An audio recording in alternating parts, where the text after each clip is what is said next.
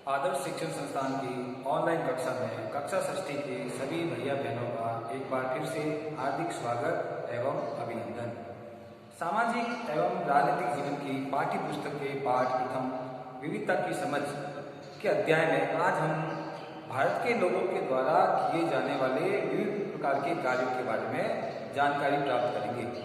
इससे पहले हमने जो विविधता के बारे में जानकारी प्राप्त की थी वो थी विविधता क्या होती है, भारत के लोगों के अंदर किन किन क्षेत्रों में विविधता देखने को मिलती है। तो आइए आज हम जानते हैं कि भारत के लोगों के द्वारा विभिन्न कार्यों में किस प्रकार की विविधता पाई जाती है और वे अलग अलग प्रकार से कैसे अपने कार्यों को करते हैं।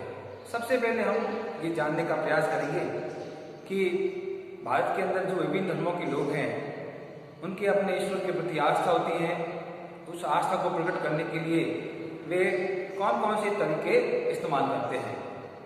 तो हिंदू धर्म में आप देखते ही हो, हिंदू धर्म के लोग अपने ईश्वर भगवान का स्मरण करने के लिए भक्ति गीत गाते हैं, भजन करते हैं, जागरण करते हैं, मंदिर में भी जाते हैं।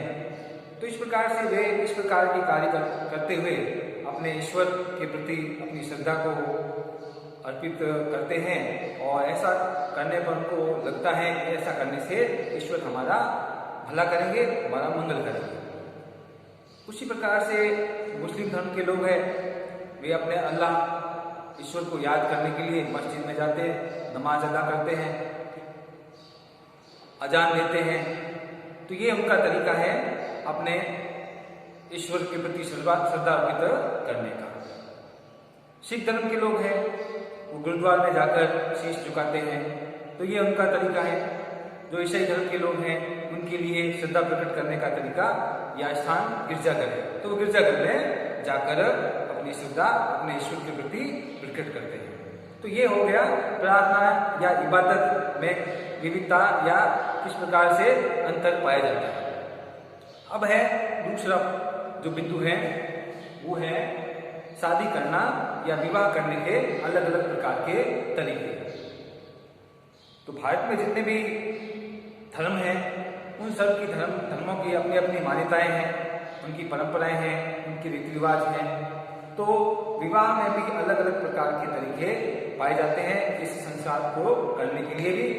तो हिंदू धर्म में आप देखते हो विवाह कार्य को संपन्न करने के लिए अग्नि के समक्ष 7 फेरे लिए जाते हैं, तब कहा जाता है कि विवाह संपन्न माना जाता है।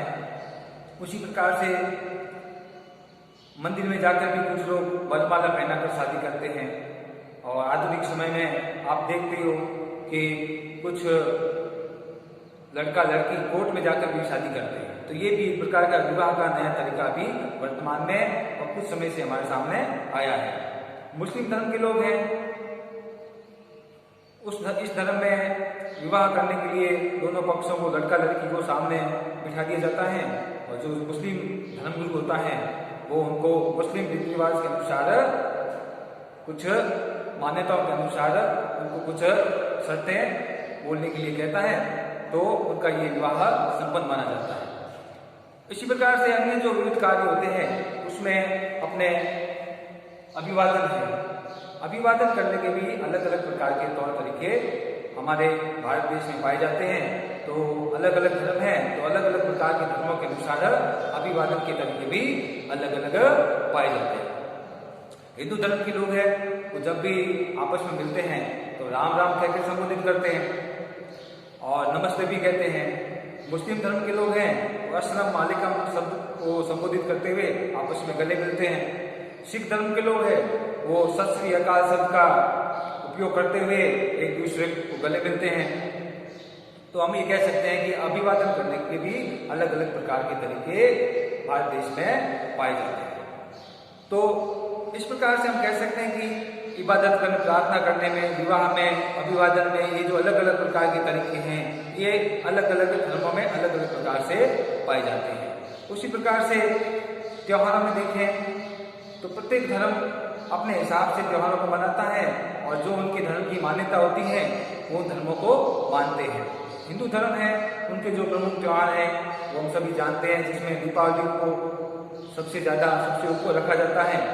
दीपावली, होली, रक्षाबंधन, ये इस प्रकार के त्यौहार हैं जो पूरे देश में मनाए जाते हैं और अलग अलग ढंग से मनाए जाते हैं। दीपावली के दिन घरों में दीपक, रोशनी, पटाखे फोड़े जाते हैं। होली के दिन होली के रंगों के साथ में खेला जाता है।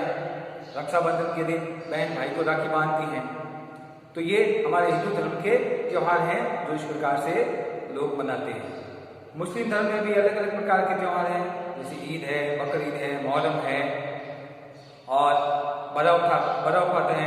ये अलग अलग प्रकार के त्यौहार मुस्लिम धर्म के रीति रिवाजों के अनुसार मुस्लिम धर्म के लोग मनाते हैं।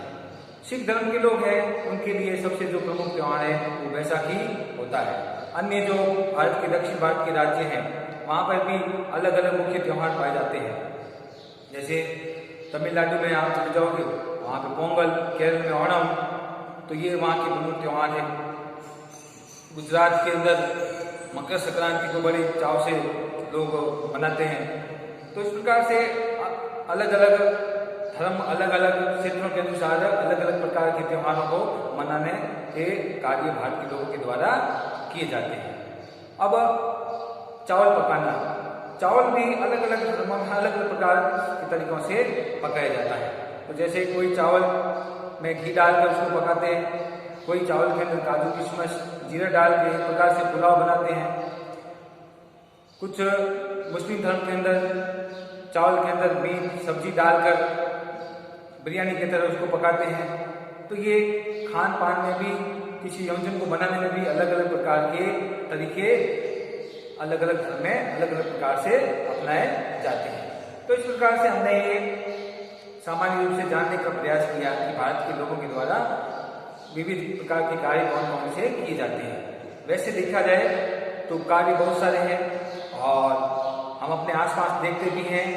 अलग अलग लोगों के संपर्क में आते हैं, अलग अलग जाति समुदाय के लोगों के संपर्क में आते हैं, तो हमें ये अलग अलग प्रकार के कार्य देखने को मिलते हैं। तो इस अध्याय में, इस बिंदु में हम इतना ही पढ़ेंगे।